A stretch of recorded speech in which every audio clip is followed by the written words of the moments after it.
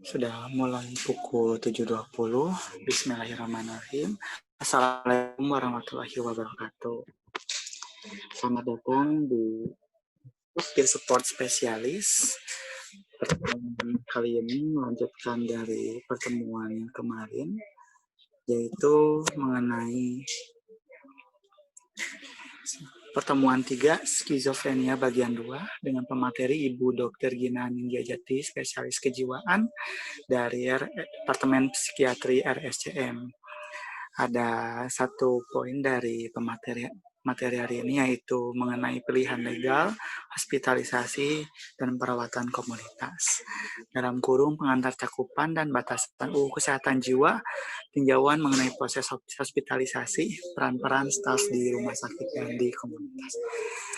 Saya ucapkan terima kasih pada teman-teman yang sudah hadir, dan juga Ibu Dr. Gina Nindya-Jati. Apa kabarnya Ibu? Baik, Dan juga teman. Alhamdulillah. Alhamdulillah, syukur. Ya, saya sampaikan salam dari Kang Gema karena beliau sedang evakuasi mulai dari maghrib tadi. Lokasinya di Dago, jadi belum bisa bergabung untuk saat ini.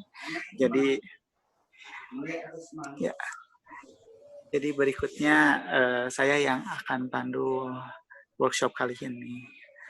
Nah, untuk peserta ada KRD dan juga Ricky, yaitu teman pemerhati dan juga sukarelawan di KPSI Simpul Bandung Raya, dan juga ada Kak Dani, ya salah satu penyintas di KPSI Simpul Bandung Raya. Saya sendiri, Raka Tresna, itu nama aslinya. Kalau di KPSI, saya biasa dipanggil Aldi. Saya adalah koordinator Peer Support Spesialis. Nah, di KPSI sendiri sudah ada timnya Peer Support Spesialis, namun memang belum semuanya bisa hadir untuk saat ini. Jadi, untuk mengakali itu, saya sudah siapkan rekaman. Jadi, sesi ini direkam. Jadi saya minta izin teman-teman untuk direkam. Dan ini akan kami bagikan kepada peer support yang lainnya untuk mereka belajar secara mandiri. Untuk sesi hari ini sederhana ya Bu ya. Boleh dibuka perkenalan dulu, kemudian presentasi dan tanya jawab. Dan jawab itu. Ya, jadi segitu aja perkenalan dan pembukaan dari saya. Silakan Bu, waktu dan tempat kami persilakan. Baik, terima kasih untuk pembukaan dan perkenalannya. Assalamualaikum warahmatullahi wabarakatuh. Selamat malam dan salam sejahtera untuk kita semua. Mudah-mudahan suaranya cukup terdengar ya. Terdengar ya, gambarnya juga cukup jelas ya. Oke. Iya, jadi saya berterima kasih nih sama teman-teman KPSI Bandung untuk inisiasinya. Jadi ini kan udah yang ketiga kali ya pertemuan untuk belajar sama-sama tentang skizofrenia, kemudian perawatan seperti apa, dan nanti ke depannya masih akan dilanjutkan lagi dengan sesi-sesi yang berikutnya. Dan tadi sudah disampaikan juga bahwa pada malam hari ini kita akan belajar sama-sama mengenai pilihan legal, perawatan di rumah sakit, dan perawatan di komunitas. Saya izin share screen ya. Silakan Bu.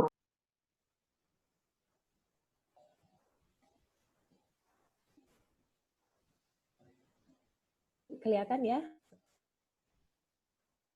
Ya, kelihatan. Oke, kalau kelihatan ini saya kecilin. Oke. Ya. Jadi ini yang malam ini akan kita bahas. Mungkin nanti akan agak sedikit panjang ya karena memang luas gitu yang perlu kita.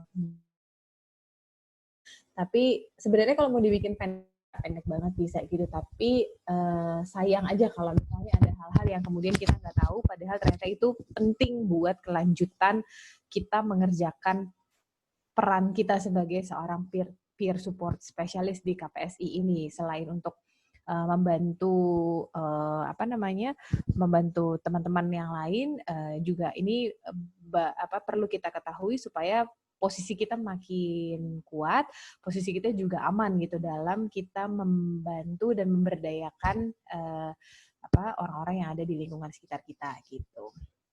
Jadi kita mulai aja untuk materinya pada malam hari ini. Kita akan diskusi sama-sama mengenai pilihan legal, hospitalisasi, dan perawatan di komunitas. Jadi kalau kita lihat judulnya, akan ada bahasan tentang aspek hukum, akan ada bahasan tentang perawatan di rumah sakit, dan ada bahasan tentang perawatan di komunitas. Gitu. Jadi ini yang kurang lebih akan kita bicarakan malam hari ini, ya. Nah, sebenarnya kita membicarakan ini semua tuh buat siapa sih gitu. Mungkin kemarin-kemarin dari pertemuan yang pertama dan kedua dengan narasumbernya udah sempat disinggung gitu bahwa kalau di Indonesia ini berdasarkan data Riskesdas tahun 2018 itu ada 1 dari 15 orang yang usia di atas 15 tahun mengalami gangguan mental emosional berupa depresi dan ansietas. Tapi dari data yang sama juga didapatkan bahwa hampir 500.000 orang tuh mengalami gangguan jiwa berat atau psikosis. Contohnya psikosis itu kan adalah skizofrenia gitu ya, seperti yang teman-teman bantu di KPSI dan mungkin juga ada sebagian dari kita yang merupakan penyintas gitu.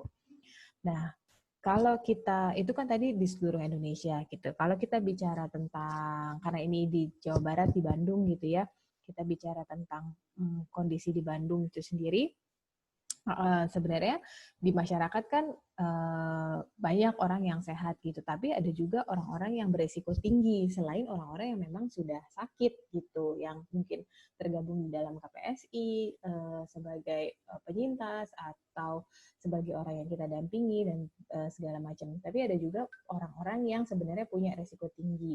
Nah, orang-orang yang resiko tinggi untuk mengalami gangguan jiwa ini siapa aja? Dia adalah kelompok anak-anak yang hidup dalam kemiskinan, anak-anak yang menunjukkan perilaku yang sulit, anak-anak dari keluarga yang broken home, dan dari keluarga yang berkabung. Kalau orang-orang dewasa yang berisiko tinggi adalah mereka yang berpisah dengan pasangannya, tidak bekerja, berisiko mengalami depresi pada saat hamil dan pasca persalinan. Jadi ini pada perempuan ya. Kemudian orang dewasa yang berkabung, orang dewasa yang merawat orang dengan ketergantungan tinggi dalam waktu lama gitu. Jadi kayak misalnya para caregiver gitu ya, itu juga mereka berisiko tinggi untuk mengalami gangguan jiwa. Nah, sebenarnya tadi kita lihat ada populasi yang membutuhkan layanan kesehatan jiwa itu kan orang yang memang sudah mengalami gangguan dan ada orang yang berisiko tinggi. Kebutuhannya apa sih gitu? Ternyata kebutuhannya itu beda-beda untuk orang yang sehat, orang yang berisiko tinggi, dan orang yang memang sudah mengalami gangguan jiwa.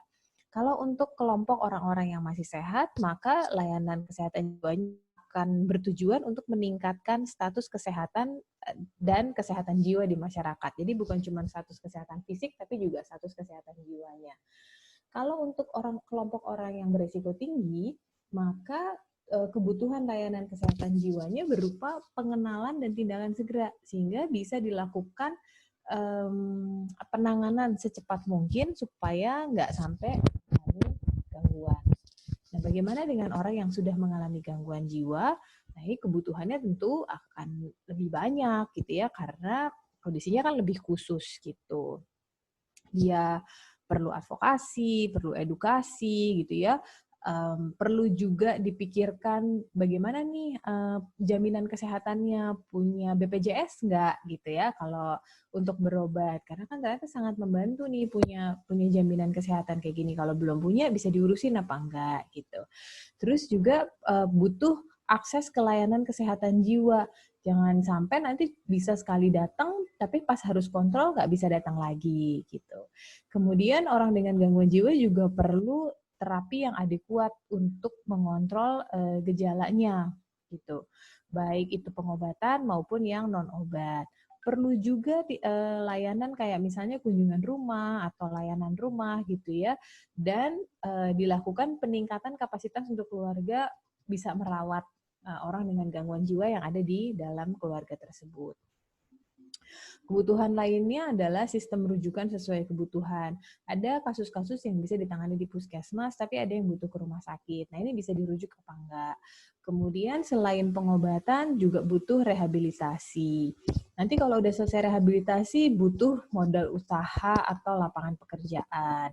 Dan butuh juga kelompok bantu diri serta organisasi konsumen dan keluarga, kayak misalnya KPSI gitu ya. Ini kan merupakan salah satu bentuk kelompok bantu diri, organisasi konsumen dan keluarga juga.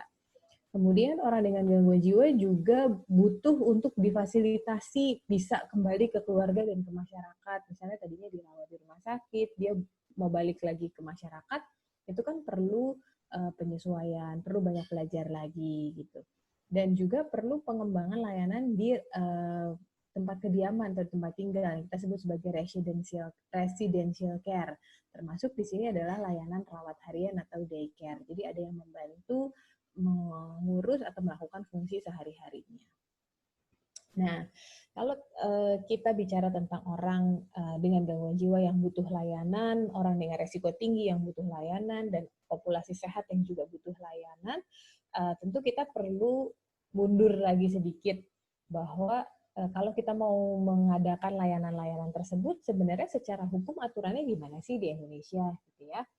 Nah, kenapa sih kita perlu tahu aspek legal atau aspek hukum dalam upaya kesehatan jiwa?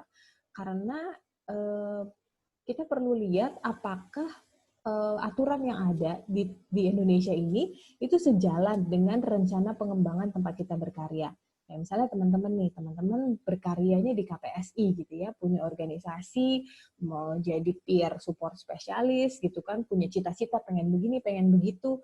Nah, cita-citanya ini sesuai nggak sih dengan hukum yang berlaku di Indonesia gitu kan, kita pengennya melakukan sesuatu tuh yang sesuai dengan aturan yang ada gitu ya, supaya kitanya juga aman. Yang kedua, kalau kita tahu aspek legalnya, kita akan bisa meningkatkan layanan. Oh, ternyata di aturannya tuh ini mesti ada, itu mesti ada. Itu bisa mendorong kita untuk meningkatkan layanan yang kita punya. Karena aturan-aturan yang ada itu akan menjadi dasar untuk pembukaan fasilitas atau layanan yang baru. Regulasi yang resmi dari pemerintah ini bisa dimanfaatkan sebagai daya dorong gitu. Jadi bisa memicu kita lebih mudah dalam kita mengajukan misalnya proposal dan lain sebagainya. Yang ketiga adalah kita perlu tahu aspek hukum supaya kita bisa menghitung kemungkinan kebutuhan finansial kita dan kemungkinan pendapatan dari apa yang mau kita lakukan. Yang terakhir adalah kalau kita tahu aspek hukumnya, kalau kita tahu peraturan-peraturannya, maka kita bisa mendapatkan apa yang kita mau secara sah gitu ya, tidak melanggar hukum gitu. Nah, komponen regulasi atau aturan-aturan yang ada di Indonesia itu apa aja sih gitu terkait dengan kesehatan jiwa ini. Yang pertama adalah Undang-Undang Dasar pasal 28 dan 34. Yang kedua, Undang-Undang nomor 19 dan Undang-Undang nomor 8 tentang penyandang disabilitas. Yang ketiga adalah Undang-Undang nomor 18 tentang kesehatan jiwa. Nah, yang kita akan cukup banyak bahas nanti adalah Undang-Undang nomor 18 karena ini spesifik khusus nih tentang kesehatan jiwa. Ada lagi berbagai peraturan menteri yang mengatur tentang upaya kesehatan jiwa di Indonesia, baik di fasilitas kesehatan maupun di masyarakat. Peraturan-peraturan yang lain ada yang berupa standar pelayanan minimal, ini yang menyatakan bahwa setiap orang dengan gangguan jiwa itu harus mendapatkan pelayanan kesehatan sesuai dengan standar. Dan indikator keluarga sehat nomor 8 dari 12 indikator itu menyatakan bahwa penderita gangguan jiwa mendapatkan pengobatan dan tidak ditelantarkan. Gitu. Jadi sebenarnya negara udah mengatur orang dengan gangguan jiwa itu harus ditanganin gitu. Nah, ditanganin oleh siapa, gimana caranya, ini yang akan kita lihat satu-satu di Undang-Undang Keswa nomor 18 tahun 2014 gitu. Saya yakin teman-teman sebagian mungkin ada yang sudah akrab gitu dengan pengertian dari kesehatan jiwa yang ada di dalam undang-undang. Kita sedikit melihat Undang-Undang nomor 18 ini bicara tentang arti dari kesehatan jiwa, yaitu kondisi di mana seorang individu dapat berkembang secara fisik, mental, spiritual, dan sosial. Jadi kalau ngomongin sehat jiwa, bukan hanya bagian kejiwaan dari seseorang aja, tapi juga kita lihat aspek fisiknya, aspek spiritualnya, atau hubungan dia dengan alamnya, dan aspek sosialnya. Sehingga individu atau orang tersebut, dia menyadari kemampuannya apa, dia bisa mengatasi tekanan, dia bisa bekerja secara produktif, menghasilkan sesuatu, dan mampu memberikan kontribusi untuk komunitasnya. Kayak misalnya teman-teman penyintas yang tergabung di dalam KPSI gitu ya. Orang mungkin akan bilang bahwa, oh kamu sakit, kamu begini gitu. Tapi kita yang tahu kondisi kita. Pada saat ini, saya tahu nggak saya mampunya apa? Oh saya mampunya menjadi pendamping nih misalnya. Kemudian ketika kita sedang berhadapan dengan tekanan, kita bisa mengatasi nggak tekanan tersebut? Kita bisa, ya berarti kita masih terhitung sehat. Kita bisa bekerja nggak secara produktif, menghasilkan sesuatu, membantu teman yang kita dampingin misalnya. Terus kita bisa nggak berkontribusi untuk lingkungan di sekitar kita? Kalau kita semua masih bisa, walaupun kita misalnya punya skizofrenia, atau punya bipolar, atau punya depresi gitu ya, tapi kita bisa melakukan ini, maka sebenarnya kita dalam kondisi sehat gitu. Nah, Undang-Undang Nomor 18 ini juga mengatakan bukan cuma sehat jiwa, tapi juga memberikan arti pada orang dengan masalah kejiwaan. Maksudnya adalah orang yang mempunyai masalah fisik, mental, sosial, pertumbuhan dan perkembangan, dan atau kualitas hidup sehingga orang tersebut punya risiko untuk mengalami gangguan jiwa. Belum mengalami gangguan tapi baru beresiko. Nah, kalau ODGJ pengertiannya adalah orang yang mengalami gangguan dalam pikiran, perilaku, dan perasaan. Ya, kelihatannya dari mana? Gangguan pikiran, perilaku, dan perasaan ini muncul sebagai sekumpulan gejala atau perubahan perilaku yang bermakna, serta dapat menimbulkan penderitaan dan hambatan dalam menjalankan fungsi seorang sebagai manusia. Ingat tadi, orang yang sehat adalah orang yang mampu mengetahui dirinya mampu apa, bisa menyelesaikan masalah, produktif, dan berkontribusi. Kalau dia nggak bisa keempat ini, berarti kan dia nggak bisa menjalankan fungsinya sebagai manusia, maka dia dibilang mengalami gangguan. Nah, undang-undang ini dibuat dengan mempertimbangkan bahwa negara itu punya kewajiban untuk menjamin kehidupan yang sejahtera lahir batin, termasuk di dalamnya adalah akses ke layanan kesehatan. Dan undang-undang ini juga dibuat karena melihat bahwa pelayanan kesehatan jiwa itu belum optimal gitu. Jadi belum bagus nih buat orang-orang gitu. Sehingga produktivitasnya rendah gitu karena dianggap belum bisa sampai mengembalikan ke keadaan yang sehat. Nah, dalam Undang-Undang Kesehatan Jiwa disebutkan mengenai upaya kesehatan jiwa. Apa sih yang dimaksud dengan upaya kesehatan jiwa? Upaya kesehatan jiwa itu sebuah tindakan yang dilakukan untuk mewujudkan derajat kesehatan jiwa yang optimal. Jadi pengennya tuh dengan melakukan upaya kesehatan jiwa, semua orang tuh sehat gitu. Kalaupun misalnya sakit, sakitnya nggak terlalu berat. Kalaupun misalnya sakitnya nggak bisa disembuhkan, masih ada hal-hal yang bisa dilakukan oleh orang tersebut dengan pendekatan promotif, preventif, kuratif, dan rehabilitatif. Nah, cara melakukannya adalah dilakukan dengan menyeluruh, terpadu, dan berkesinambungan oleh pemerintah, pemerintah daerah, dan masyarakat. Kalau kita lihat di sini, berarti kita sebagai bagian dari masyarakat itu juga punya peran dalam melakukan upaya kesehatan jiwa. Masyarakat ini ikut berperan aktif dalam meningkatkan kesehatan jiwa di lingkungan kita masing-masing gitu. Nah, untuk bisa melaksanakan upaya kesehatan jiwa, pemerintah itu membangun sistem pelayanan kesehatan jiwa yang berjenjang dan komprehensif. Jadi kalau teman-teman familiar atau akrab gitu ya, kan tahu ada puskesmas, nanti dari puskesmas bisa dirujuk ke rumah sakit umum, nanti dari rumah sakit umum bisa ke rumah sakit yang lain yang lebih tinggi gitu. Jadi kalau pelayanan kesehatan jiwa yang resmi di fasilitas kesehatan, itu ada yang disebut sebagai pelayanan kesehatan jiwa dasar, dan ada yang disebut sebagai pelayanan kesehatan jiwa rujukan. Kalau yang dasar, ini tergabung di dalam pelayanan kesehatan umum di puskesmas dan jejaringnya. Atau bisa juga dia bentuknya klinik pratama, jadi klinik yang kecil-kecil, yang isinya dokter umum gitu ya. Tapi dokter umumnya ini juga punya kemampuan untuk menangani kasus-kasus yang terkait dengan kesehatan jiwa. Pelayanan kesehatan jiwa dasar juga termasuk rumah perawatan, serta fasilitas pelayanan di luar sektor kesehatan dan fasilitas rehabilitasi yang berbasis masyarakat. Jadi kayak misalnya dari dinas sosial gitu ya, punya panti misalnya, terus di situ ada dokter umumnya, nah itu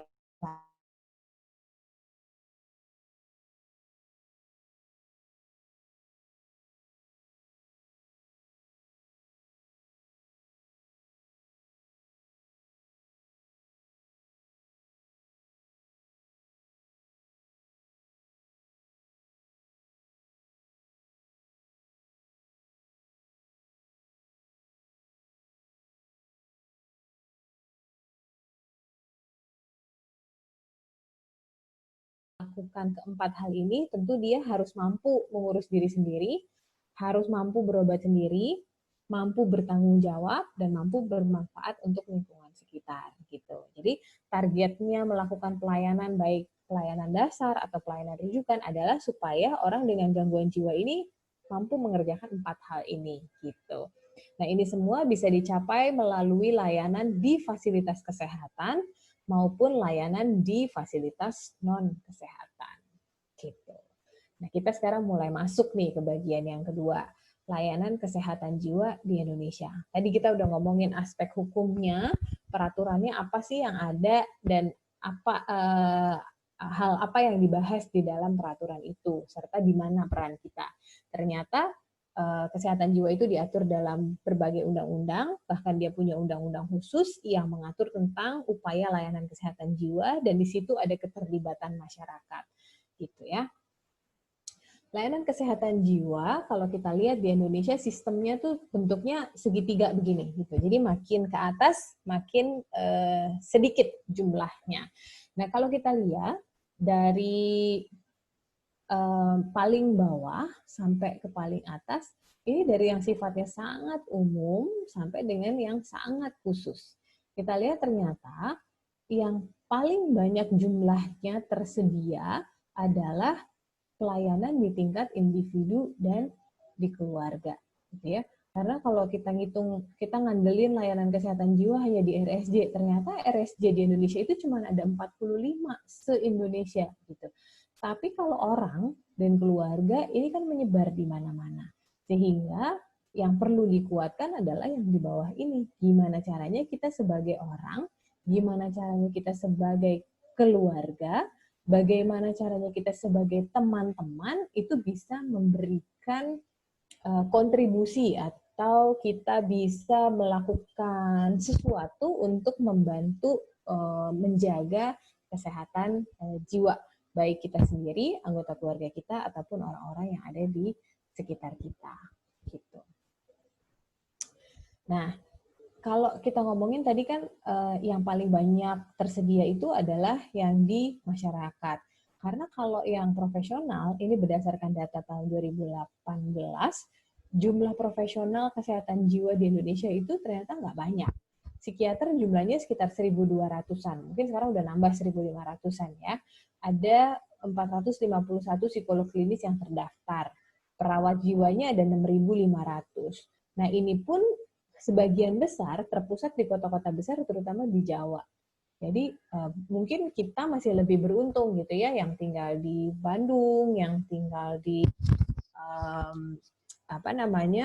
Jakarta, yang tinggal di daerah Jawa, yang lainnya itu masih mungkin bisa ketemu dengan profesional kesehatan jiwa. Tapi teman-teman kita yang tinggalnya mungkin jauh atau di Jawa tapi di daerah yang sulit untuk dijangkau gitu ya, mungkin agak susah tuh mengakses ke profesional kesehatan jiwa. Nah, layanan kesehatan jiwa yang ada di Indonesia itu gampangnya terbagi 3. Ada yang tergabung di dalam sistem kesehatan, kayak misalnya puskesmas dan rumah sakit umum. Ada layanan kesehatan yang di masyarakat, berupa balai kesehatan jiwa misalnya, atau panti, dan ada yang berdiri sendiri sebagai sebuah institusi kesehatan jiwa. Kayak misalnya rumah sakit jiwa atau rumah sakit khusus. Kalau di Jakarta ada rumah sakit khusus Duren Sawit gitu misalnya. Nah, layanan apa sih yang diberikan oleh badan-badan tadi yang ada di dalam sistem layanan kesehatan jiwa di Indonesia. Ini adalah contoh-contoh layanan yang dikasih. Mulai dari yang paling sederhana, memberikan edukasi gitu ya, memberikan pemahaman, memberikan informasi supaya orangnya paham tentang kondisinya dan lain sebagainya. Sampai dengan pengembangan layanan di tempat kediaman atau residential care gitu ya, termasuk di situ adalah layanan daycare atau layanan harian. Jadi banyak banget sebenarnya layanan yang diberikan di dalam satu sistem kesehatan jiwa. Tapi mungkin kalau kita bicara di Indonesia gitu ya, dari banyaknya macam-macam layanan ini, ada yang sudah kita jalankan, ada yang belum, ada yang sudah bagus, ada juga yang masih bisa dikembangkan. Gitu. Nah, ini kalau di Indonesia, pemberi layanan kesehatan jiwa tuh macam-macam. Tadi kan kita lihat ada yang jadi satu sama fasilitas kesehatan, ada yang di masyarakat, ada yang berdiri sendiri sebagai lembaga kesehatan jiwa khusus gitu. Nah ini contohnya, kalau yang di masyarakat misalnya adalah desa siaga kesehatan jiwa yang kerjasama dengan puskesmas gitu ya. Ini di daerah Bogor ada desa siaga sehat jiwa. Kemudian di luar desa khusus ini juga ada komunitas atau kelompok di masyarakat yang punya layanan rehabilitasi misalnya. Nah ini bisa kerja sama puskesmas, bisa kerja sama rumah sakit umum. Rumah sakit umum kalau ada apa-apa dia juga bisa merujuk ke rumah sakit jiwa gitu. Jadi lembaga-lembaga tadi itu saling berkaitan gitu dan mereka saling bisa merujuk satu sama lain sesuai dengan indikasi kasusnya. Nah, kalau di Jawa Barat sendiri, layanan kesehatan jiwa yang bisa melakukan rawat inap itu jumlahnya ada 12. Padahal kalau lihat di peta, Jawa Barat itu kan lumayan besar ya daerahnya gitu. Tapi yang bisa melayani rawat inap itu hanya ada 12 tempat gitu. Jadi kalau cuma ngandelin perawatan di rumah sakit misalnya, ya nggak akan cukup karena wilayah yang sedemikian besar, orang yang sedemikian banyak, pelayanannya masih terbatas. Oleh karena itu, perlu adanya kolaborasi dan pemberdayaan. Nggak bisa kita cuma ngandelin tenaga kesehatan aja, nggak bisa kita cuma ngandelin perawatan di rumah sakit aja. Dari Menteri Kesehatan sendiri tahun 2002 ada yang namanya Pedoman Umum Tim Pembina, Tim Pengarah, dan Tim Pelaksana untuk Kesehatan Jiwa Masyarakat. Jadi ada TPKJM. Nah, itu dibuat untuk memberdayakan masyarakat supaya bisa melakukan upaya kesehatan jiwa di masyarakat. Gitu. Selain itu, yang namanya kesehatan jiwa ini bukan cuma urusannya kesehatan doang, tapi juga urusan sosial, urusan polisi bahkan, urusan BPJS gitu ya, karena terkait dengan pasung bagi para penyandang disabilitas atau disabilitas mental atau orang dengan gangguan jiwa. Nah, satu lagi kelompok yang penting adalah organisasi konsumer dan keluarga serta kelompok bantu diri seperti teman-teman yang ada di KPSI ini. Gitu. Jadi nggak bisa tenaga kesehatan kerja sendiri atau TPKJM kerja sendiri atau dinas sosial kerja sendiri dan kita di KPSI kerja sendiri, itu nggak akan selesai masalahnya. Tapi kalau kita berkolaborasi, saling memberdayakan, maka masalah kesehatan jiwa itu mudah-mudahan akan lebih bisa diselesaikan. Nah, ini adalah contoh bagaimana sulitnya seseorang yang mengalami gangguan jiwa mengakses ke layanan kesehatan. Ternyata hambatannya itu banyak. Dari orang tersebut mulai sakit, hambatannya bisa ada di keluarga. Hambatannya bisa ada di pola pencarian pertolongannya. Jadi coba kalau kita lihat di sini, sampai berapa lapis tuh dia baru akhirnya bisa ke fasilitas kesehatan, gitu ya. Dengan tindakan yang bentuknya macam-macam dulu. Nah, kalau kita tahu biasanya apa saja yang menjadi penghambat, maka ketika kita menjalankan tugas sebagai seorang peer support specialist, kita akan bisa memotong hambatan-hambatan ini sehingga mempercepat orang dengan gangguan jiwa tersebut untuk bisa datang ke puskesmas atau rumah sakit dan mendapatkan akses pengobatan. Gitu. Nah, satu lagi yang tidak kalah pentingnya, kalau tadi kita udah ngomongin sistemnya kayak apa, kita udah ngomongin layanannya ada di mana aja, siapa aja yang kasih, kita juga perlu pikirkan tentang pembiayaan atau yang membayar siapa nih, gitu kan. Hampir selalu kalau masalah kesehatan, isunya adalah anggarannya terbatas nih, nggak ada uangnya nih buat bayar ini gitu. Atau dibayarnya dalam bentuk paket, yang mana sebenarnya itu nggak nutup gitu. Dan ada dana-dana kegiatan di luar gedung, kayak misalnya transportnya belum dihitung, makannya waktu ke rumah sakitnya belum dihitung gitu ya, itu kan juga perlu biaya gitu. Memang sih sekarang pemerintah ada sumber dananya, kayak misalnya ada JKN pakai BPJS gitu ya, atau ada Jamkesda, itu bisa dimanfaatkan. Kalau di desa ada yang disebut sebagai dana desa, ini juga bisa untuk biaya pengobatan di puskesmas gitu. Tapi yang lain-lainnya kita sebagai organisasi konsumer gitu ya, kita mungkin perlu tahu juga bahwa kita bisa loh mengakses dana-dana lain misalnya dari sektor sosial, ada bantuan-bantuan, atau dari perusahaan-perusahaan yang mereka buka kayak apa ya, program bakti sosial gitu. Nah, itu kan kita bisa manfaatkan untuk membantu teman-teman kita yang butuh biaya untuk misalnya pengobatan atau biaya hidup dan lain sebagainya. Oke, tadi nomor 1 kita udah ngomongin aspek legalnya. Yang kedua, kita udah bicara tentang layanan kesehatan jiwanya yang ada di Indonesia. Sekarang kita mulai masuk ke hospitalisasi atau proses perawatan di rumah sakit yang merupakan bagian dari sistem layanan kesehatan jiwa. Nah, kalau teman-teman tahu yang namanya perawatan di rumah sakit ada 2 macam ya, ada rawat jalan sama ada rawat inap gitu kan, yang bisa berobat jalan sama yang harus tinggal di rumah sakit. Yang tinggal di rumah sakit ini pun sebenarnya ada yang tinggalnya sebentar atau akut, sama ada yang tinggalnya lama gitu. Kalau mungkin teman-teman dulu pernah dengar cerita-cerita, dirawat di rumah sakitnya sampai sekian bulan gitu, misalnya ada yang dirawat di Marzuki Mahdi atau di Cisarua gitu ya sampai lama gitu. Itu mungkin 3 bulan, 6 bulan, bahkan ada yang katanya bertahun-tahun juga bisa dirawat di situ gitu. Kalau sekarang perawatannya meskipun lama, tapi mentok-mentoknya 3 bulan aja. Nah, kalau yang rumah sakit umum bisa ngerawat juga, tapi lebih sebentar. Mungkin 1-2 minggu, sampai paling lama 3 minggu. Kapan sih seseorang itu perlu dirawat di rumah sakit? Nah, orang dengan gangguan jiwa perlu dirawat di rumah sakit kalau misalnya orang tersebut punya resiko berbahaya baik bagi dirinya sendiri atau membahayakan orang lain. Orang dengan gangguan jiwa juga perlu dirawat di rumah sakit kalau ternyata dia tidak merespons dengan obat-obatan lini pertama. Jadi biasanya sih ini dicoba rawat jalan dulu, kalau nggak mempan atau masih sulit untuk rawat jalan, dicoba rawat inap supaya pengobatannya bisa lebih intensif gitu.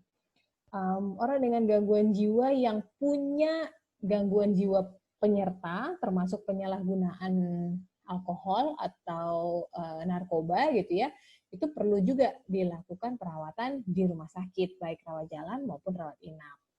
Selain itu juga kalau butuh psikoterapi atau butuh terapi yang lebih canggih, kayak misalnya terapi elektrokonvulsi, ECT, atau yang sekarang juga lagi model TMS gitu ya, itu kan nggak bisa dikerjakan bukan di rumah sakit, jadi harus di rumah sakit, baik rawat jalan maupun rawat inap.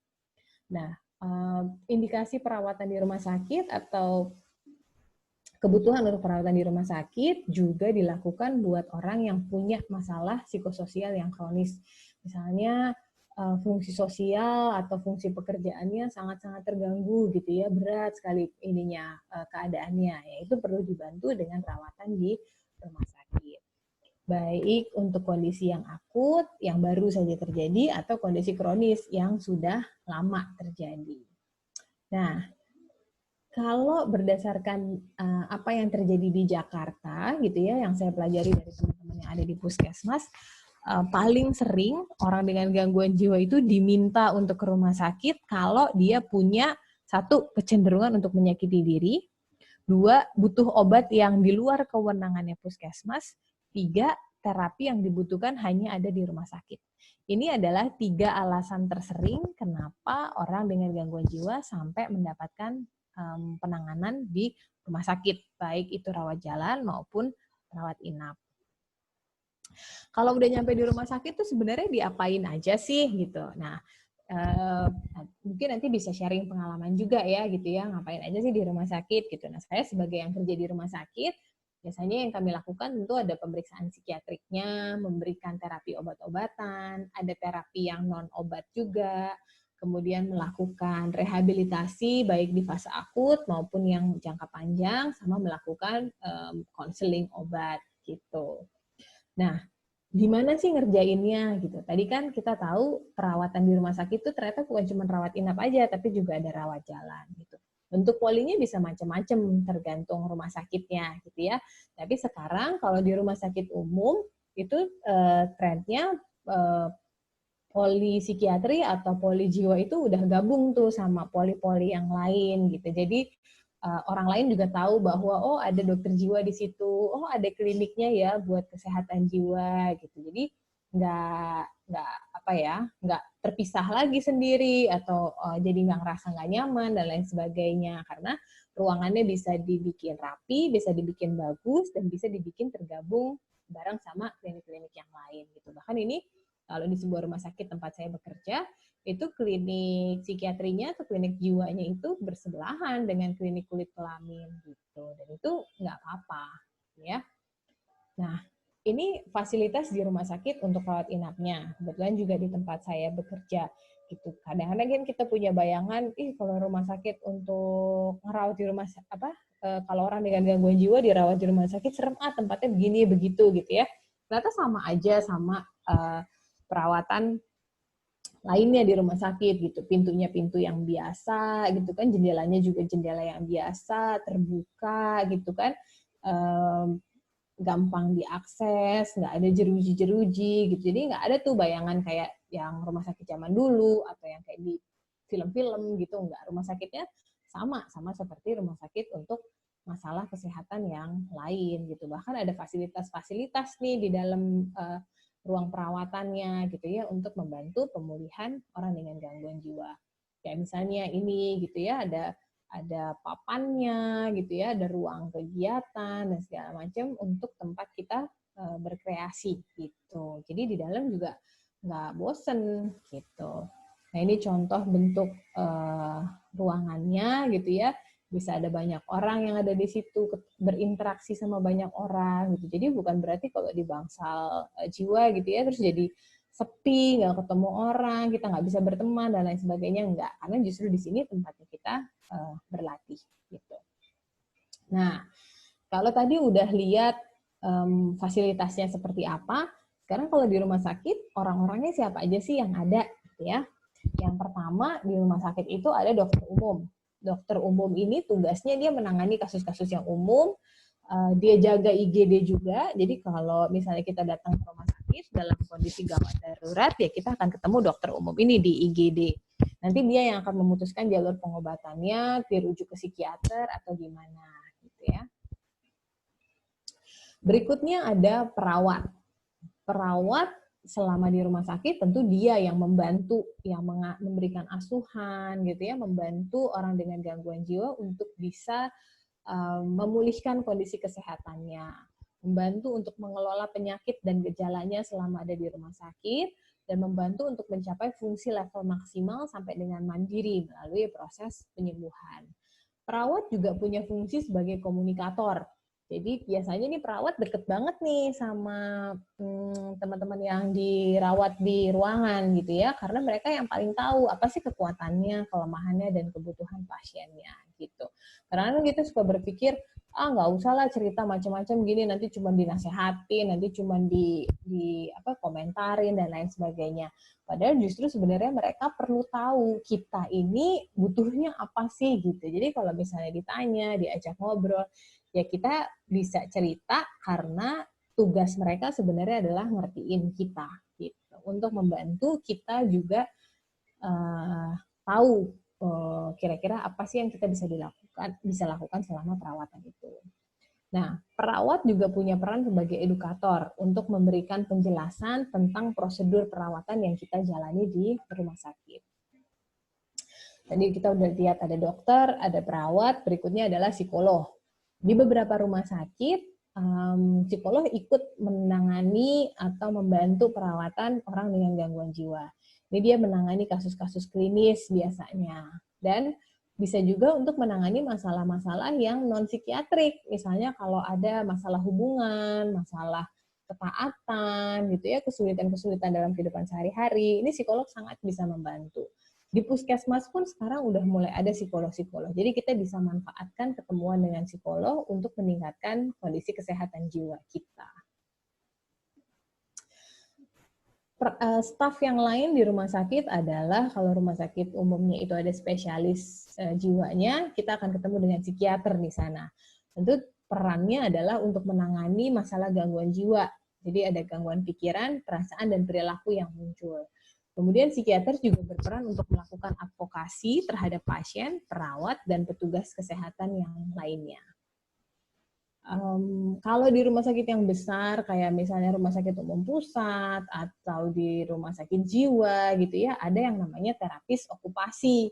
Ini tugasnya adalah membantu pasien melakukan kegiatan sehari-harinya. Jadi membantu membiasakan pasien dengan kegiatan sehari-hari supaya nanti kalau pulang, dia akan bisa melakukan itu juga. Gitu. Bukan cuma pasiennya yang dibantu, tapi juga keluarganya yang dibantu. Untuk keluarganya ini jadi tahu apa aja sih yang perlu diperhatiin dan apa yang perlu dilakukan selama masa perawatan. Peran staf yang lain adalah farmasis. Kalau kita tahu kita dikasih obat di apotek gitu ya, kan ada yang ngeracikin obatnya, ada yang ngasih obatnya. Nah itu dia adalah seorang farmasis. Farmasis ini mengelola layanan dan logistik terkait dengan farmasi. Dia mendata semua efek samping. Pokoknya dia yang ngatur deh obat-obatannya itu tersedia atau enggak. Dan yang paling penting kalau ke pasien, kalau misalnya ke kita gitu ya, farmasis atau apoteker ini akan memberikan layanan informasi terkait dengan obat yang kita dapat. Dia yang punya tugas menjelaskan ini obat apa, dipakainya buat apa, kapan makainya, cara makainya gimana, dan seterusnya. Masih ada yang lain-lain. Oh, ini salah ketik nih. Peran staf yang lain adalah pramusaji. Pramusaji itu yang nganter-nganterin makanan. Terus kemudian ada security, ada cleaning service juga gitu. Sebenarnya sih tugas mereka adalah membantu supaya pelayanan di rumah sakit itu mulus gitu ya. Pasien-pasiennya dapat makan, pasiennya aman, ruangannya bersih gitu. Tapi dengan mereka ketemu sama kita di ruang perawatan, mereka juga bisa membantu kita untuk belajar bersosialisasi. Supaya kalau nanti kita pulang dari rumah sakit, kembali ke keluarga, kembali ke masyarakat, kita akan tetap bisa ngobrol gitu sama orang-orang. Nah, tadi kita udah kenalan sama siapa saja yang ada di rumah sakit. Berikutnya, kita cari tahu apa sih yang terjadi ketika seseorang tuh masuk ke dalam rumah sakit gitu ya. Untuk orang dengan gangguan jiwa, ketika datang biasanya lewat poli atau lewat IGD. Nah, di sini ada yang namanya triase untuk mencari tahu ada nggak sih masalah gawat daruratnya, gitu ya. Kalau ada, apa yang harus ditangani dulu. Terus kemudian setelah dilihat ada gawat darurat atau enggak, dilakukan oleh pengkajian awal oleh perawat dan oleh dokter, gitu ya. Tujuannya apa? Untuk menegakkan diagnosis. Oh, masalahnya ini loh. Sekaligus untuk mengidentifikasi resiko, misalnya resiko jatuh, resiko efek samping obat, dan lain sebagainya.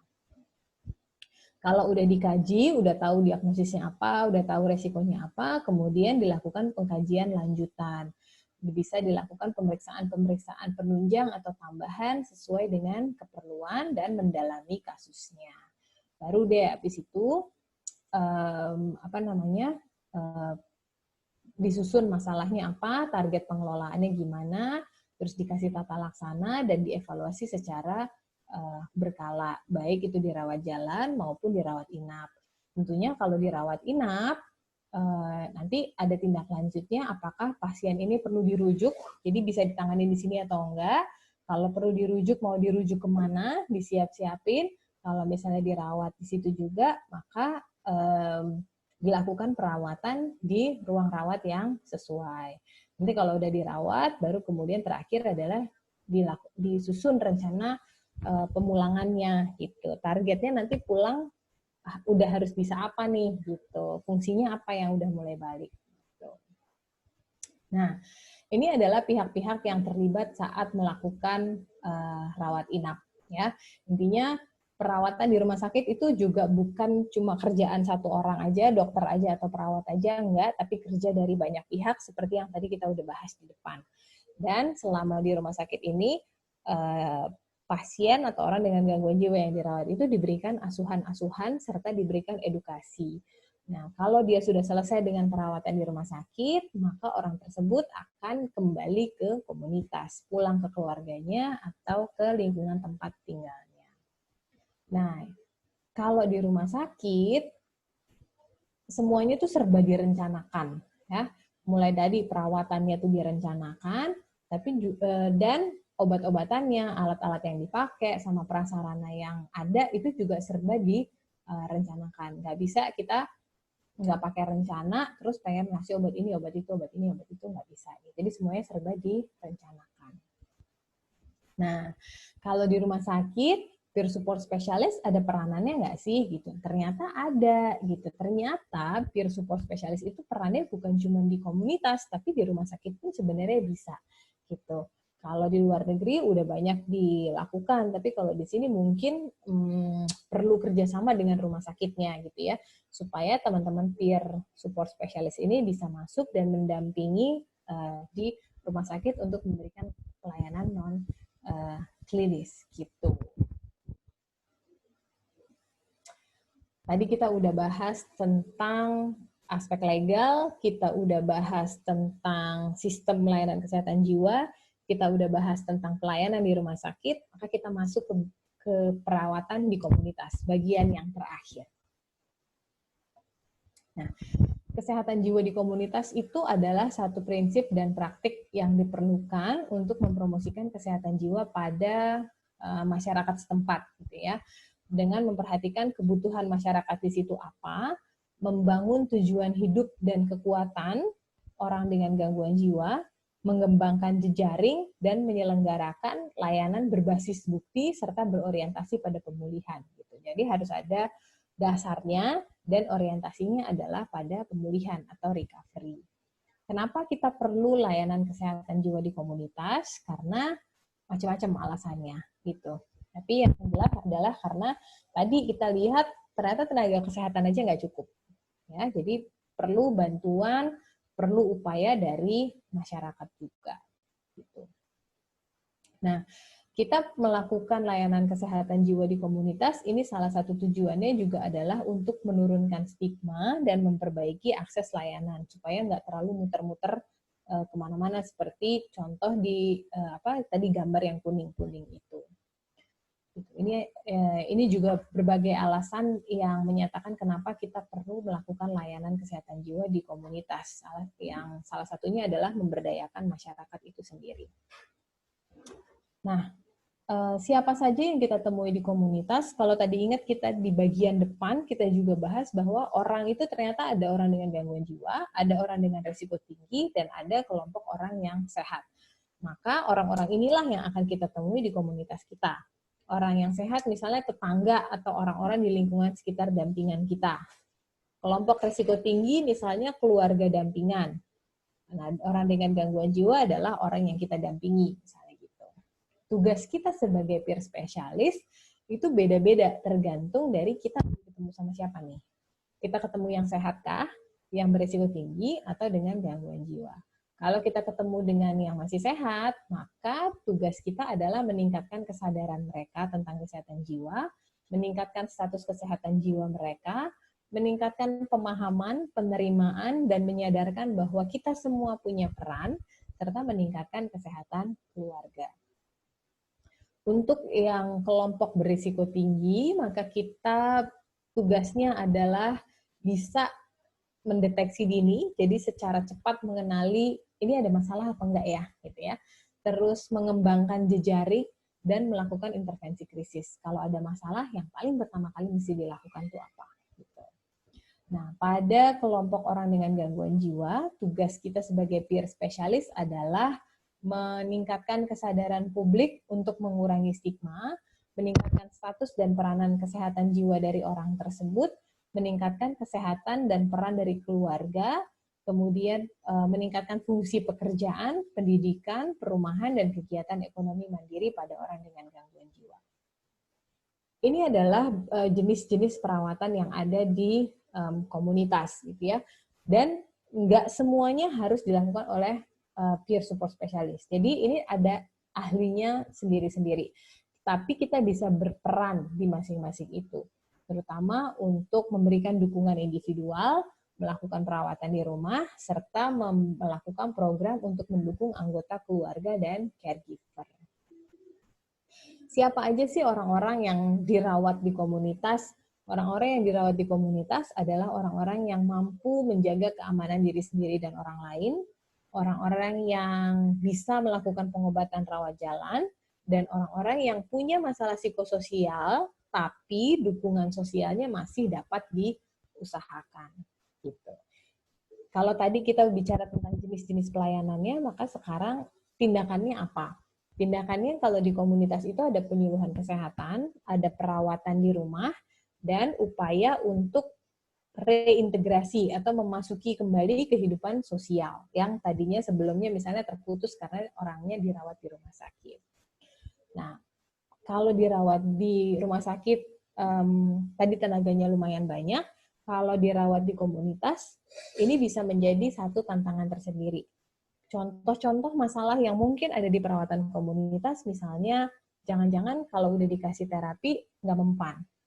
Atau jangan-jangan kalau udah dikasih terapi ternyata sensitif nih sama efek samping, jadi nggak cocok. Sama adanya kebutuhan layanan yang khusus, sehingga kita sebagai peer support specialist misalnya nggak mungkin nyelesain ini semua sendirian. Disitulah perlunya kita mengembangkan jejaring. Jadi kita mesti tahu, oh layanan kesehatan terdekatnya di mana.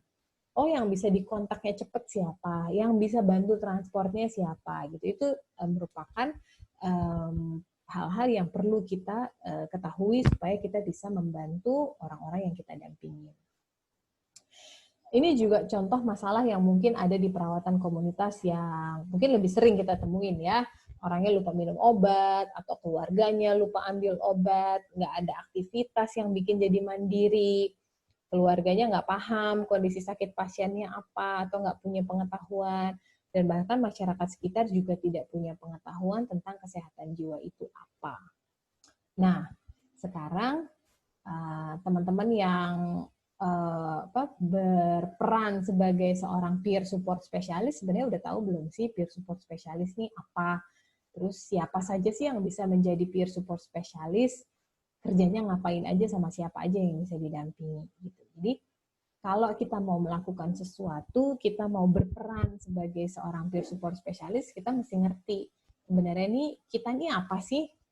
Bisa nggak ya saya jadi peer specialist itu? Kemudian kalau saya jadi peer specialist, kerjanya apa? Dan siapa saja yang perlu saya dampingi? Ini adalah hal-hal yang kita perlu cari tahu.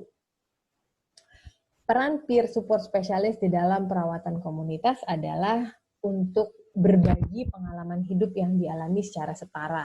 Kalau tadi di depan dibilang bahwa ada sebagian teman-teman yang merupakan penyintas dan kemudian menjadi peer support specialist, inilah yang kita sebut peer karena setara dari segi kemampuan misalnya, atau setara dari segi pemahaman misalnya gitu, sehingga akan bisa berbagi pengalaman hidup yang dialami yang mungkin sama.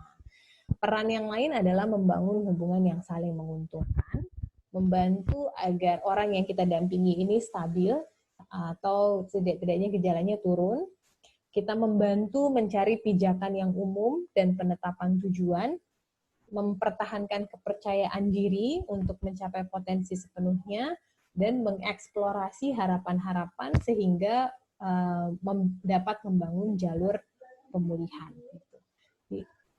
Peran peer specialist itu banyak gitu di dalam perawatan di komunitas. Nggak cuma hal-hal yang disebutkan tadi, tapi masih banyak lagi. Yang paling penting adalah berbagi. berbagi pengalaman yang kita punya, pengetahuan yang kita punya, ide, keterampilan yang kita punya, yang kemudian akan mengarahkan orang yang kita dampingi untuk bisa jadi berdaya. Nah, karena perannya tadi banyak, maka dia peer specialist itu butuh hal-hal ini gitu ya. Supaya dia bisa menjalankan perannya dengan baik, maka seorang peer support specialist harus yang pertama tahu dulu kondisi dirinya apa. Ya, saya ini orangnya kayak gimana sih? Pengalaman saya tuh apa? Sakit saya apa? Dan cara mengelola sakitnya tuh gimana? Yang kedua, seorang peer support specialist perlu tahu kekuatan dan keterbatasan dirinya. Sehingga dia akan tahu apa yang dia mampu lakukan dan apa yang tidak bisa dia lakukan. Yang ketiga, seorang peer support specialist perlu mampu bertanggung jawab untuk dirinya sendiri dan juga untuk orang yang dia dampingi. Nah, jadi peer support specialist ternyata juga banyak tantangannya. Karena tadi kita sendiri punya pengalaman sakit yang serupa misalnya, atau punya pengalaman tekanan yang mirip-mirip, maka ada resiko kekambuhan di situ. Kemudian pada saat kita menjalankan peran sebagai peer support specialist, kita juga mungkin menghadapi permintaan keluarga yang berlebihan. Dan tadi kita juga sebenarnya kan diminta untuk bisa membangun jejaring. Kalau kita nggak punya jejaring gitu ya, jejaring kita terbatas, akan sulit juga buat kita untuk membantu orang-orang yang kita dampingi. Dan yang kita perlu ingat, ternyata dalam menjalankan peran sebagai seorang peer support specialist, ini masih ada keterbatasan perlindungan hukumnya. Ya, kalau tadi kita lihat di aspek legal, waktu kita bicara nomor 1, bahwa di situ tidak disebutkan mengenai peer support specialist. Artinya apa? Secara hukum, layanan yang kita mau kasih, upaya yang kita mau lakukan untuk teman-teman orang dengan gangguan jiwa ini, secara hukum belum terjamin, gitu ya.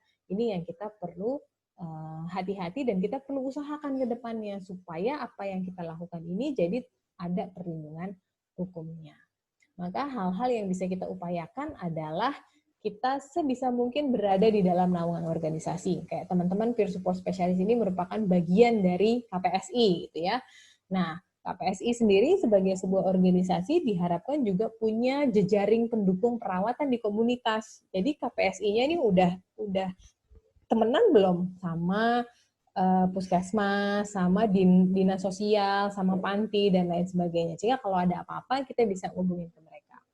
Kemudian kita juga bisa mengupayakan adanya kriteria untuk menjadi peer specialist dan adanya kriteria untuk menjadi orang yang didampingin gitu. Karena tadi cocok-cocokan gitu kan, harus setara. Kalau nggak setara ya nggak bisa mendampingi gitu. Maka harus dicari padanannya, siapa pasnya dengan yang kondisinya kayak apa. Hal lain yang bisa diupayakan adalah memiliki uraian tugas, tanggung jawab, serta batasan yang detail terhadap apa yang bisa kita lakukan dan apa yang tidak bisa kita lakukan. Tujuannya lagi-lagi supaya posisi kita aman secara hukum. Nah, ini terakhir dari bahasan tentang aspek legal, kemudian bahasan tentang sistem layanan kesehatan jiwa, perawatan di rumah sakit, dan perawatan di komunitas, kita bisa lihat bahwa layanan kesehatan jiwa ini sebenarnya dibutuhkan oleh semua kelompok. Dan disediakannya juga oleh macam-macam, mulai dari masyarakat, fasilitas kesehatan, dan ini kita semua berkolaborasi sesuai dengan peran dan tugasnya. Peer specialist adalah salah satu bagian dari sistem dukungan yang ada di komunitas untuk orang dengan gangguan jiwa.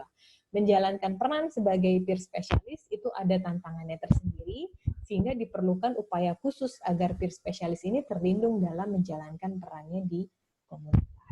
Gitu kurang lebih yang bisa kita bahas. Mungkin ada pertanyaan-pertanyaan setelah ini, karena memang bahasannya cukup panjang ya, jadi mungkin boleh sharing dari teman-teman yang menjalankan aktivitasnya.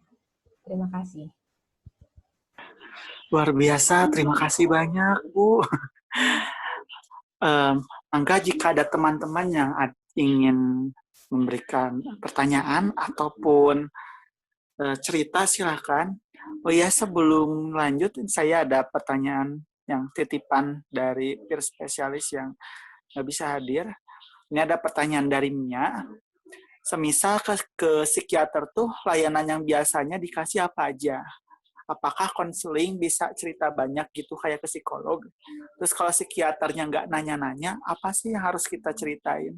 Nah itu pertanyaan pertama. Iya. Sebenarnya kalau untuk konseling bisa juga ke psikiater gitu, walaupun memang lebih banyak dikerjakan oleh teman-teman yang psikolog ya gitu dibanding yang psikiater gitu, karena apa namanya biasanya memang kalau yang psikiater ini lebih berfokus pada obat gitu.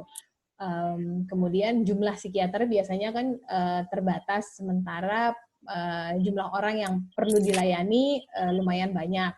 Kalau misalnya satu orang itu dilayanin 30 menit, terus orangnya ada banyak, nanti kan antrinya jadi panjang gitu ya, kasihan yang lainnya juga gitu. Jadi memang ini banyak faktor sih yang mempengaruhi kita bisa konseling atau enggak sama dokternya. Tapi tentu dokter akan melihat kebutuhannya. Kalau memang perlu konseling, akan diusahakan konseling gitu. Kalau dirasa perlu cerita banyak atau misalnya lewat psikoterapi, ya diusahakan untuk bisa psikoterapi gitu. Tapi kalau misalnya enggak dan ada layanan psikolog, ya kita bisa juga mengakses ke layanan psikolog itu. Terus kalau misalnya psikiaternya nggak nanya-nanya, apa aja yang harus diceritakan? Sebenarnya apapun boleh diceritakan terkait dengan kondisi kita gitu ya. Jadi nggak ada batasannya cuma boleh cerita ini atau cuma boleh cerita itu, enggak. Kita boleh menceritakan apapun yang menjadi perhatian kita gitu, yang menjadi masalah buat kita misalnya, atau menjadi hal yang kita rasa penting untuk di-share gitu. Nah, itu boleh, dan itu dikembalikan ke kita, apa yang pengen kita ceritakan gitu. Ya, jadi apa aja sebenarnya boleh. Ya, baik, terima kasih. Ada pertanyaan berikutnya dari Mas Ikram. Peer spesialis itu apakah boleh menerima imbalan? Iya. Nah, terkait dengan imbalan, ini yang agak perlu kita timbang-timbang tadi, karena satu, perlindungan hukumnya belum ada, sehingga ini menjadi hal yang nggak ada dasar hukumnya gitu. Balik lagi ke kitanya, kita mengerjakan ini sebagai sukarela atau mengerjakan ini sebagai sebuah pekerjaan.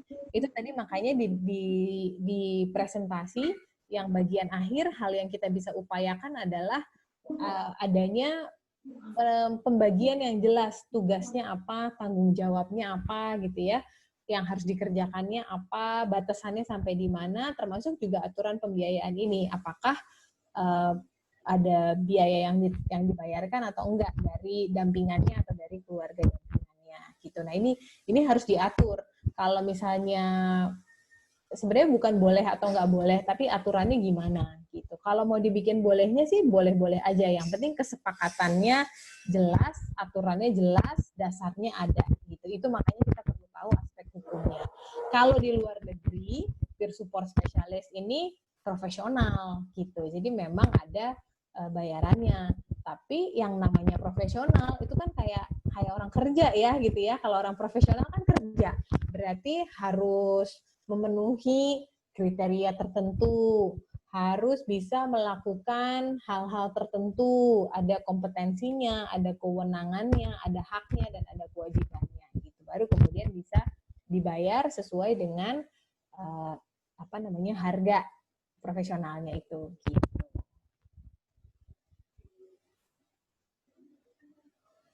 Ada ini pertanyaan lagi dari Tony. Bisa tolong jelaskan lagi peer spesialis itu apa? Mungkin Pak Dika kali ya bisa cerita ya. Boleh nggak sharing peer spesialisnya kalau di KPS ini gimana? Oh iya. Iya, saya belum cerita ya. Nah, kalau di peer spesialis di KPSI yang baru saya kerjakan itu ada 2, yaitu konseling daring dan juga evakuasi ODGJ yang krisis, yang kritis ya, jadi kegawat daruratan psikiatrik gitu. Nah, jadi kalau untuk ke yang konseling online itu kita kan ada hotline-nya. Nah, sebelum sampai ke psikolog atau psikiater yang di KPSI, biasanya disampaikan ke saya dengan tujuan orang yang konseling pada saya itu memiliki tujuan yang jelas. Dia akan pergi kemana? Dia akan pergi ke psikiater atau ke psikolog? Atau apakah dia bisa dan sanggup untuk hadapi masalahnya sendiri? Itu untuk yang konseling ya, konseling sebaya ya. Untuk yang evakuasi biasanya saya bantu untuk bicara menghadapi pasiennya dan juga menampingi pasien dari dia di rumahnya ataupun di jalan kalau kasusnya gelandangan psikotik, kemudian dievakuasi ke rumah sakit. Nah, di rumah sakit saya bantu untuk uruskan administrasi dan juga bicara dengan psikiaternya jika dirasa perlu gitu. Biasanya kan bareng sama keluarga, jadi keluarganya yang cerita semua. Gitu, Pak. Iya, jadi peran kita kan mendampingi ya, karena mungkin kita udah punya pengalaman nih dari proses perawatannya kayak apa, punya pengalaman, mungkin kita pernah juga berada di posisi yang sama, jadi kita bisa tahu kalau lagi di kayak gitu, pengennya tuh diapain sih gitu. Nah, sehingga waktu kita mendampingi, kita akan melakukan hal-hal yang mungkin diinginkan atau dibutuhkan orang tersebut gitu. Jadi namanya peer support specialist adalah spesialis itu kan ahli gitu ya. Orang yang ahli, orang yang khusus memberikan menjadi pendukung mitra bestari kalau bahasa Indonesianya gitu. Pendukung sebaya gitu. Sebaya itu artinya apa? Setara. Jadi kita menjadi pendukung untuk orang yang sama dengan kita. Gitu. Orang yang setara dengan kita, orang yang sejajar dengan kita. Sejajar dalam hal apa?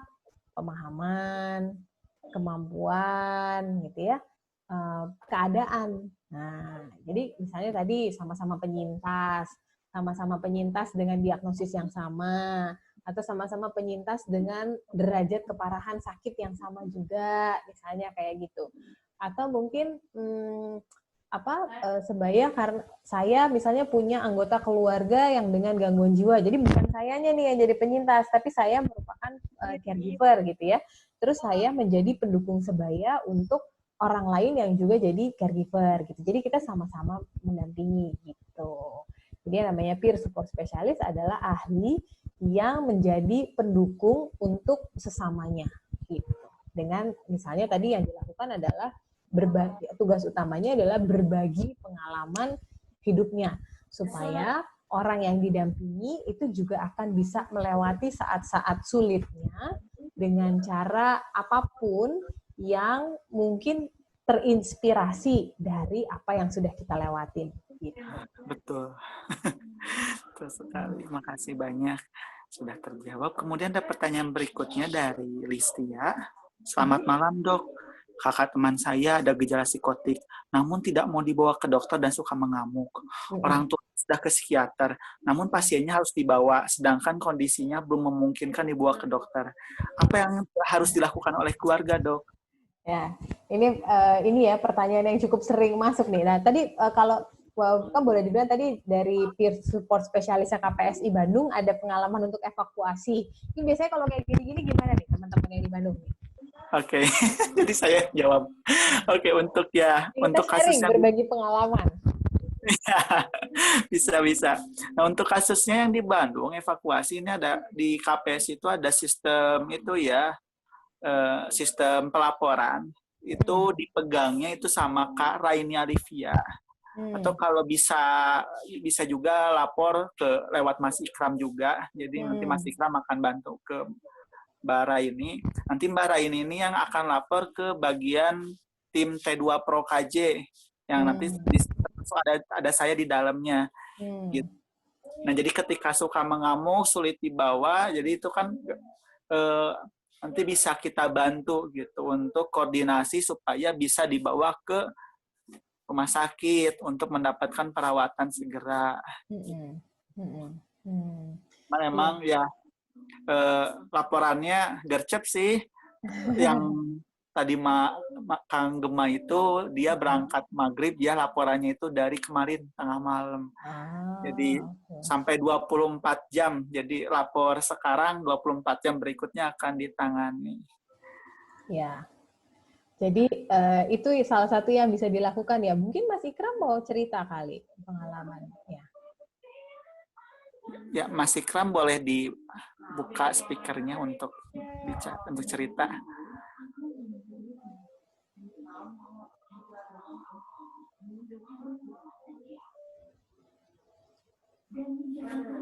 Mungkin sambil kita nunggu, kalau sharing sedikit tadi melanjutkan apa yang sudah disampaikan, mudah-mudahan ini suaranya kedengeran ya.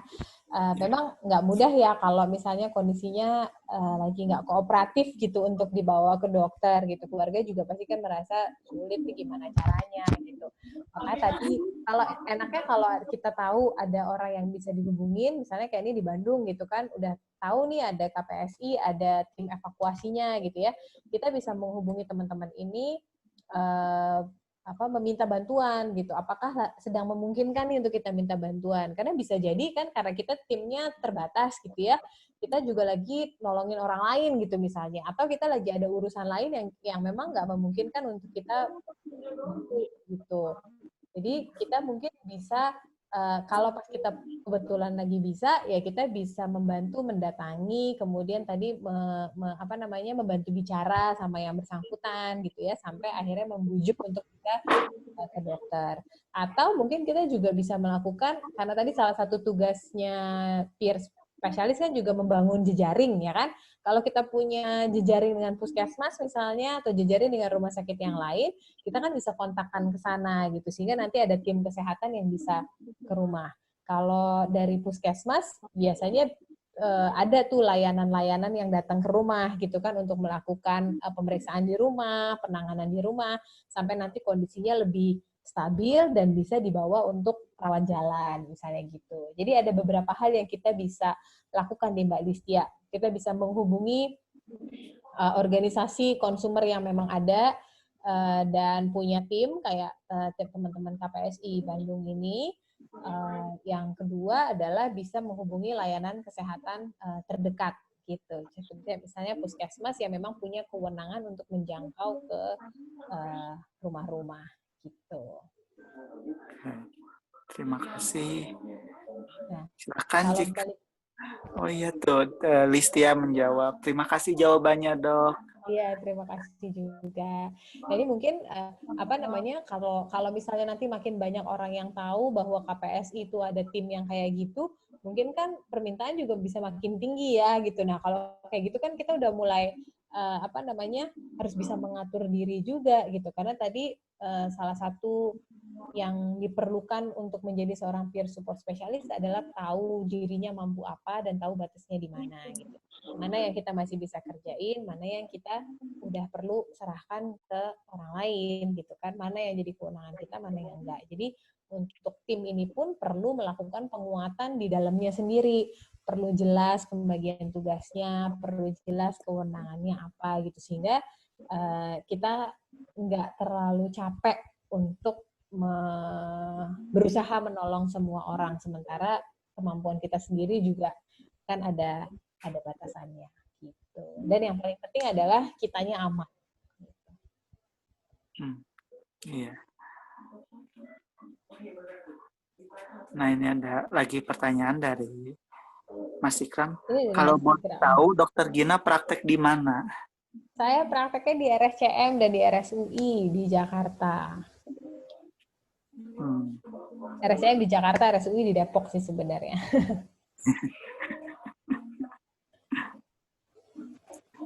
Nah, ini ada pertanyaan dari saya nih, Dok. Kan saya udah jadi spesialis nih. Tadi yang mengenai tantangan itu aku setuju banget soal yang bisa jadi hal yang kambuh ketika turun ke lapangan, itu benar banget. Jadi masalah yang dihadapi, aduh saya relate ya, saya merasa relate sama masalahnya, terus aduh itu masalahnya belum beres, mulai kecemasan tuh muncul, mulai gak menghafal gitu. Nah, aku mau nanya deh, apakah ada tips ya supaya bisa kembali menapak gitu ya, perawatan diri supaya beres evakuasi, saya itu bisa kembali pulih dari kondisi itu dengan cepat. Soalnya ketika beres evakuasi, ke-trigger di evakuasi, pulangnya itu bisa 3 hari meringkuk gitu, diem gitu, takut gitu. Iya.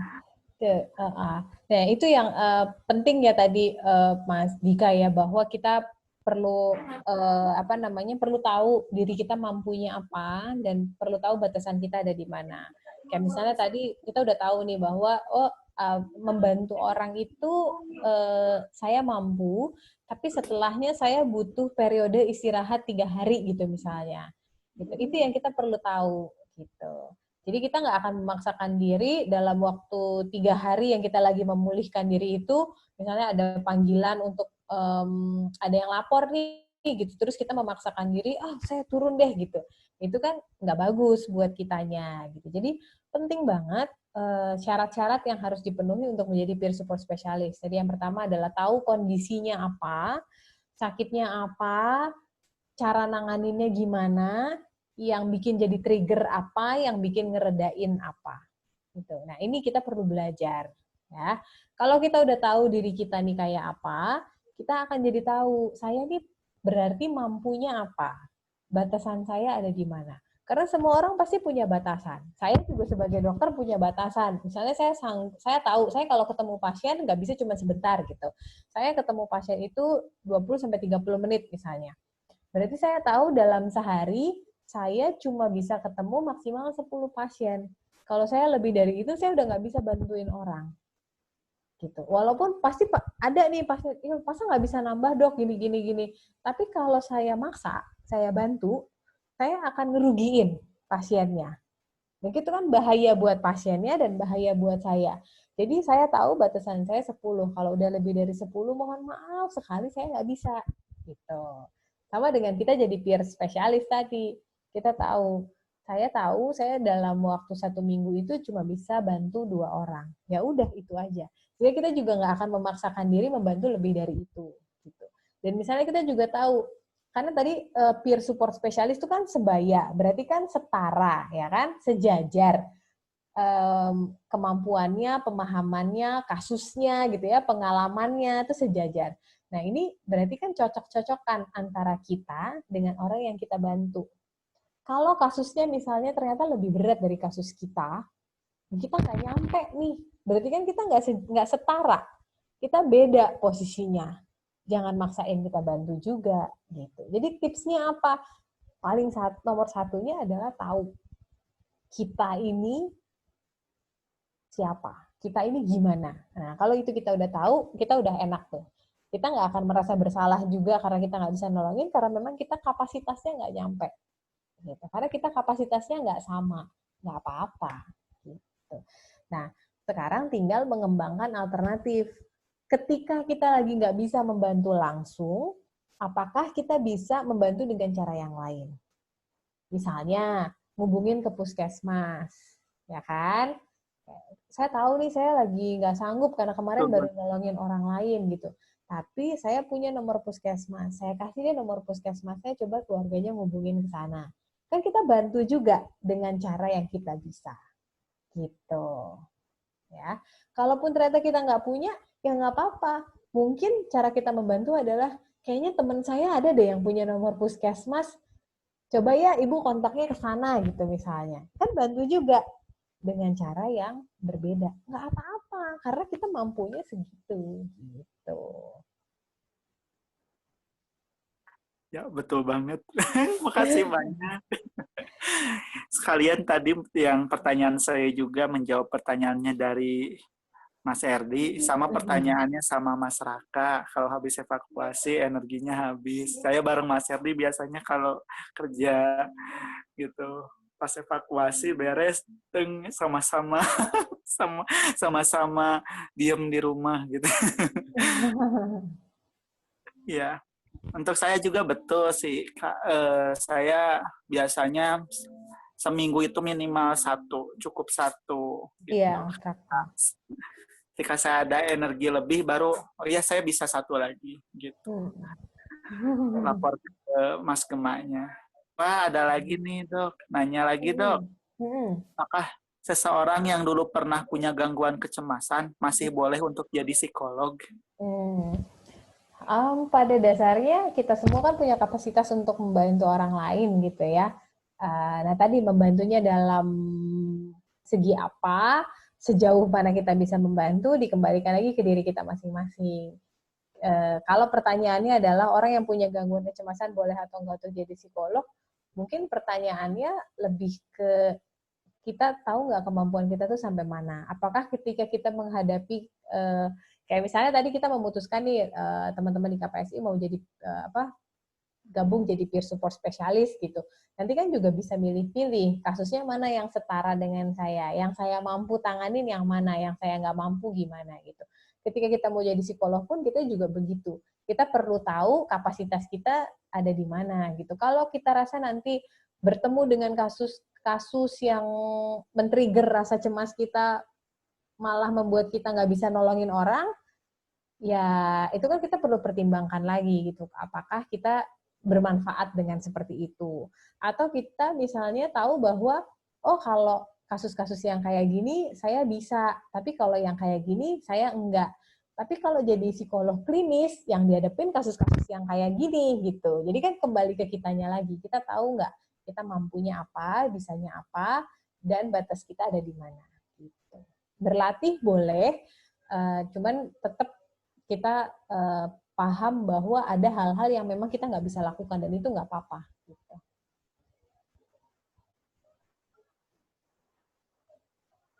Oke, baik. Terima kasih, Dok.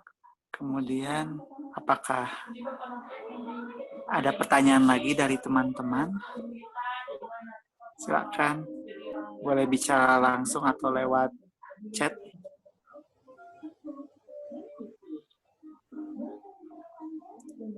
Kalau dari saya sepertinya udah terjawab semua. Soalnya itu aja.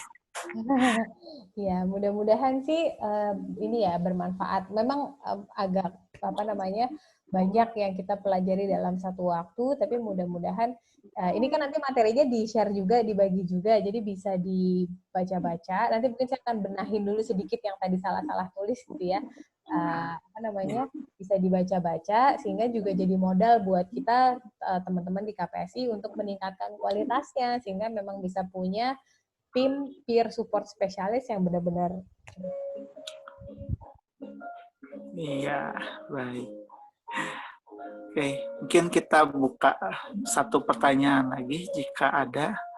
Kalau enggak mungkin kita akan foto bersama dulu, terus kita akhiri sesi kita. Baiklah.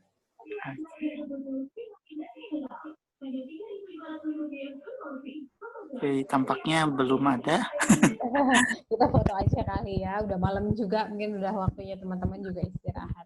Iya, kalau gitu kita akhiri saja ya, Dok. Ya. Kita foto bersama dulu. Oke. Teman-teman yang ada kamera, silahkan diaktifkan kameranya, kita foto bersama. Oke, Riki sedang pakai itu. Mas Erdi, ayo dibuka. Ibu Kalistia, Kak Tony, kalau bisa dibuka videonya, kita foto bersama sebelum mengakhiri sesi. Oke. Oh iya, Kalistia seperti. Oh, skip dulu, kan nggak pakai kerudung. Oke, nggak apa-apa. Oke deh, nggak apa-apa. Baru 4. Aku siap screen share ya. Okay. Screenshot ya. 3, 2, 1. Terima kasih. Oke, sama-sama. Dengan begitu, saya ucapkan terima kasih pada semua teman-teman yang hadir dalam workshop pertemuan ketiga kami. Saya juga ucapkan terima kasih yang sebesar-besarnya buat Ibu Dr. Gina Ninjajati. Saya mewakili sesi Bandung Raya dan Jawa Barat. Oke, begitu saya tutup saja pertemuan kita pada malam ini. Saya ucapkan wassalamualaikum warahmatullahi wabarakatuh. Waalaikumsalam warahmatullahi wabarakatuh. Terima kasih. Selamat istirahat semuanya. Sama-sama.